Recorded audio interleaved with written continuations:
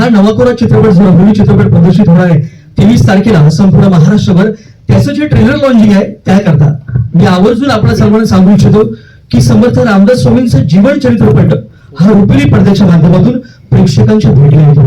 रघुवीर हा आगामी चित्रपट खऱ्या अर्थानं प्रभू श्रीराम भक्त आणि समर्थ रामदास स्वामींच्या अनुयायांसाठी एक पर्वणी ठरणार आहे. येत्या 23 ऑगस्ट रोजी सर्व महाराष्ट्रात हा प्रदर्शित चित्रपट होतोय. आपण आवर्जून तो चित्रपट पाहण्यासाठी प्रचंड गर्दी करावी अशी मी आपल्याला विनंती करतोय.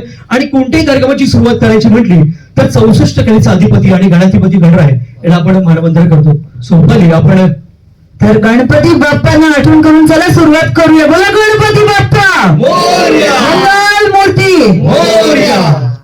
तर आपण इमॅजिन करू शकतो आणि अपेक्षा करू शकतो की जेव्हा 23 ऑगस्टला हा चित्रपट रिलीज होईल तर काय होणार आहे सचिन. नक्की नक्की मी विनंती करतोय की ह्या संपूर्ण चित्रपटाचे क्रू मेंबर्स आणि संपूर्ण चित्रपटातील सहकलाकार कलाकार या सर्वांनी पुढे यावं ही विनंती. खूप साऱ्या मनापासून शुभेच्छा आहेत. खूप मस्त वाटतं आणि आपल्या सर्वांचं सर्व प्रसार माध्यमांचं सुद्धा खूप खूप आम्ही या ठिकाणी श्रद्धा ऋण व्यक्त करतोय की का छान अशा चित्रपटाच्या ट्रेलर निमित्तानं आपण सर्वजण जमलात. मी पुनश्च एकदा योगेश कुमार रामदासी समर्थ भक्त श्री समर्थ सेवा मंडळ सज्जनगड आणि त्याचप्रमाणे श्री गजानन बोबडे सर विश्वस्त समर्थ सेवा मंडळ सज्जनगड आपण खूप आभार व्यक्त करतोय की आपण इतक्या लांबचा प्रवास करून इथवर आलात आणि आम्हाला शुभेच्छा आणि आशीर्वाद देण्यासाठी या ठिकाणी सज्ज झालात. त्याबद्दल पुन्हा एकदा आपल्या सर्वांचं कौतुक करतोय, आभार व्यक्त करतोय. आणि ही संपूर्ण टीम एकापेक्षा एक दिग्गज मातब्बर कलावंत. मी सगळ्यांचंच कौतुक करतो. मात्र निर्माता म्हणून अभिनव विकास पाठक सर, त्याचप्रमाणे दिग्दर्शक म्हणून निलेश अरुण कुंजी सर. आणि आताच आपण ट्रेलर पाहिला म्हणजे प्रत्येकाला माहिती होतं, थोडंफार माहिती कल्पना असेलच की अशी अशी अमुक अमुक भूमिका ही व्यक्ती करते. मात्र विक्रम गायकवाड सरांनी जी भूमिका वठवली आहे सगळ्यांनीच अप्रतिम वठवली आहे. मात्र जितकं आम्ही ह्या ट्रेलरमध्ये पाहू शकलोय एक प्रेक्षक म्हणून, so sir hats off to you. जरा मनापासून जोर दाखवा. हा चित्रपट हंगामा करणार ह्या तीळ मात्र शंका नाहीये.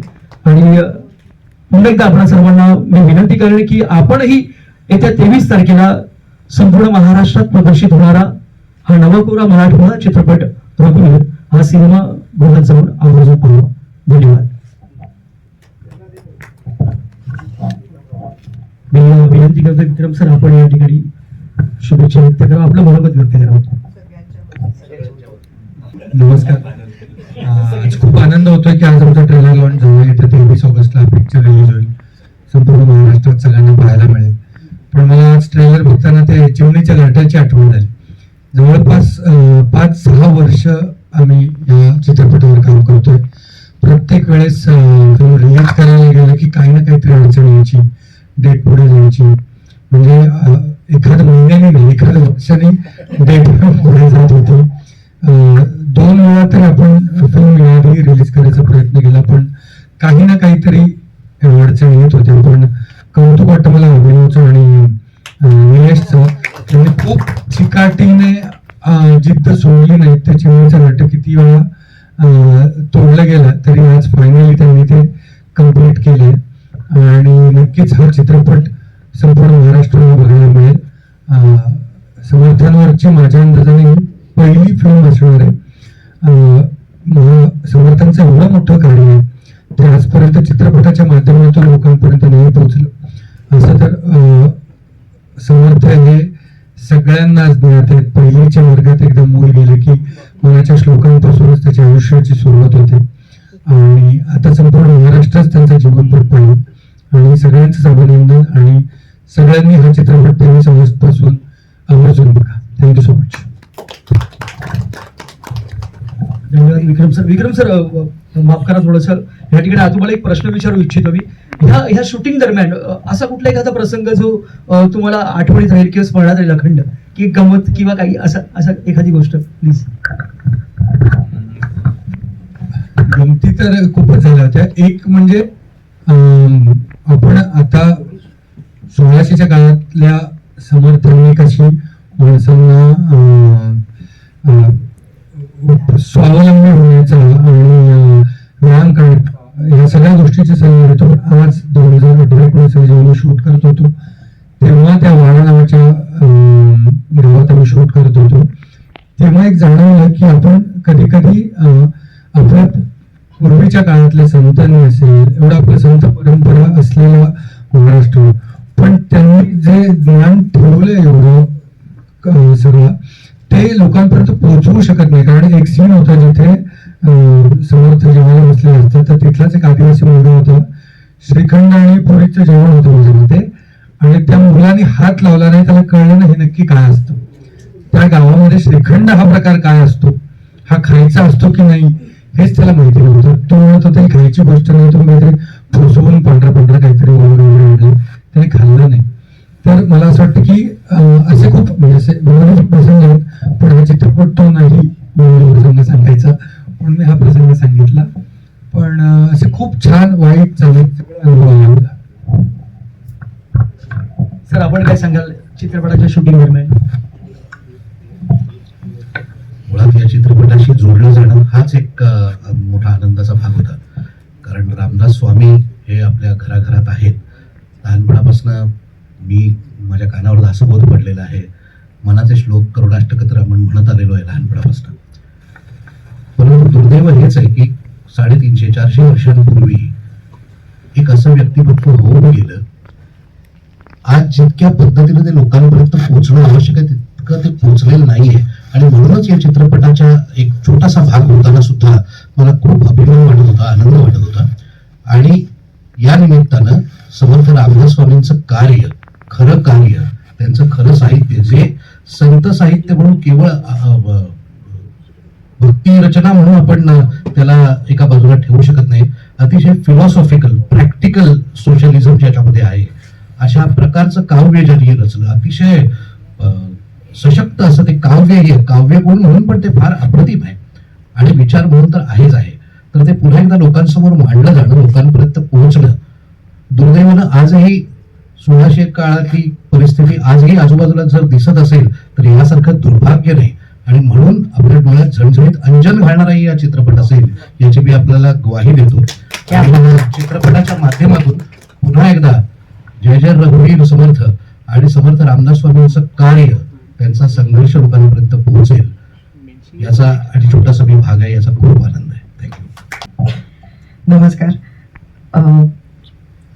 समर्थांच्या मातोश्री राणूबाई ही व्यक्तिरेखा मी साकार करते. आणि आई म्हणून नारायणाने आईला खूप त्रास दिलाय, पण नारायणा करत फिरत असायची ती. पण नारायण जर का राणूबाईंना सोडून गेला नसता तर विश्वाला जे मिळालंय ते मिळालं नसतं. त्यामुळे आज मी असं म्हणू शकेन की नारायण निघून गेला हे विश्वासाठी गरजेचं होतं. आणि त्यात काय काय घडलंय हे आपण चित्रपटातच बघूया. धन्यवाद. नवीन सर. मला वाटतं देशमुख, गायकवाड आणि दातार यांनी समर्पक शब्दात सगळं सांगितलं. मी काही आणि समाजामध्ये भूमिकता जी असते ना ती अजूनही चालूच आहे, त्याच्यामुळे ती बाजू मी सांभाळली असं कॅरेक्टर. मला वाटतं जय जय रघुवीर समर्थ. आपण वळूया ह्या चित्रपटाचे दिग्दर्शक निलेश अरुण कोंडीर सर. सर आपणही या ठिकाणी व्यक्त आहोत. नमस्कार. बाकी सगळे तर आता चित्रपटाबद्दल खूप बोलले, पण मला महत्वाच्या काही लोकांबद्दल बोलायचं आहे की सज्जनगडावर योगेश भाऊ आहेत किंवा सज्जनगडाचे सगळेच जे काही आहेत, मकरभाऊ आहेत, बाकी सगळ्यांनी एवढी मदत केलेली आहे. आणि आपण बोलतो ना की त्याच्यामुळे जे काही खरं आहे किंवा जे काही सत्य आहे ते मांडण्यासाठी महत्वाचं जे काही समर्थनाबद्दल माहिती आहे ते आम्हाला काही तसं मनाचे श्लोक आणि काही गोष्टी सोडल्या तर तसं काही माहीत नव्हतं फ्रँकली. तर एवढा अभ्यास करायला मिळाला ना ते खूप महत्वाचं वाटतं मला. आणि त्याच्यानंतर दुसरी गोष्ट असते, जसं विक्रम सर बोलले की रिलीजसाठी जे काही सगळ्यांनी जे काही आता प्रयत्न झालेले आहेत त्यामध्ये ज्यांनी हेल्प केली मी त्यांची नावं घेईन. कारण आता जसं हा वैभव आहे किंवा किरण सर आहेत आमचे, किरण बडगुजर जे को प्रोड्युसर आहेत ते खूप महत्वाचे आहेत. आणि आता खुशी ॲडव्हर्टायझिंग यांनी आम्हाला सपोर्ट केला आणि सिनेपॉलिस आपल्या बरोबर आहे, ते मला जास्त महत्वाचं वाटतं बोलणं.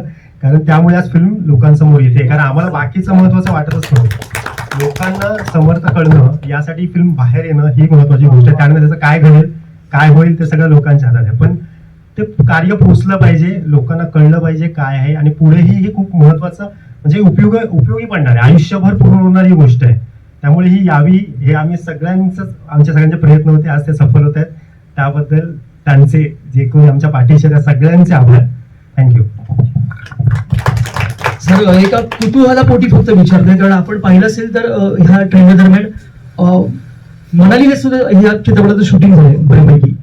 सो तिथे कसं काय, म्हणजे आपल्या मुंबईचं वातावरण, महाराष्ट्रभर सर्व कलाकार जात असतात, मात्र त्यानिमित्तानं बाकीची जी टीम नव्याने जर कोणी गेली असेल तर त्यावेळी अडथळे वगैरे असे आले होते का त्यांनी शूटिंग दरम्यान?